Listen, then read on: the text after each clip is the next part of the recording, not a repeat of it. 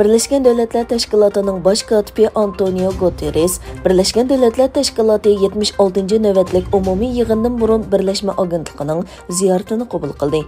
Guterres Xitoy bilan Amerikani butunlay nachar munosabatni o'ngshashga chaqirdi va sovuq munosabatlar urushidan saqlanishga ogohlantirdi.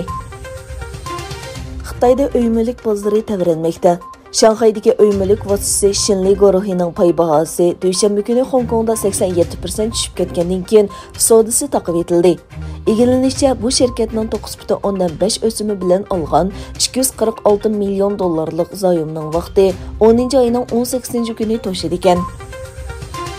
Rossiya prezidenti Vladimir Putin bir ma'muriy buyruqqa imzo qo'yib, Rossiyaning g'arbdagi ba'zi davlatlarga yurgizgan jazosini 2022 yili 31 dekabrgacha uzartdi.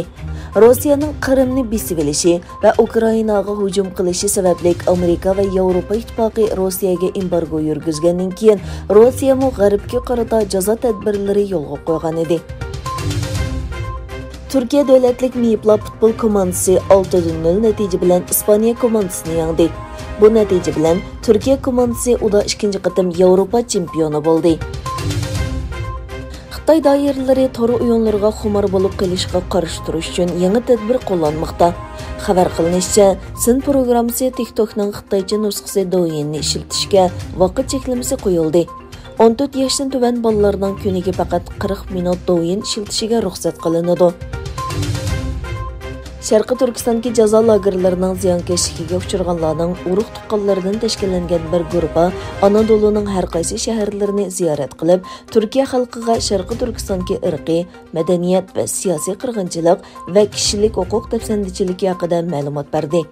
Yig'ilish lagerlari ziyonkashligiga uchraguvchilar munbiri Turkiyaning Sivas shahrida Sharqi Turkistondagi irqiy qirg'inchilikni tasvirlaydigan kitobcha taqardi. Qozog'istonning Olmutu shahrida soqchi va qonun ijrochilari qurolli hujumga uchragan.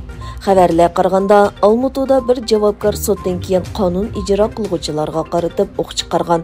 To'qinishda 2 soqchini o'z ichiga olgan 5 odam qazo qilgan.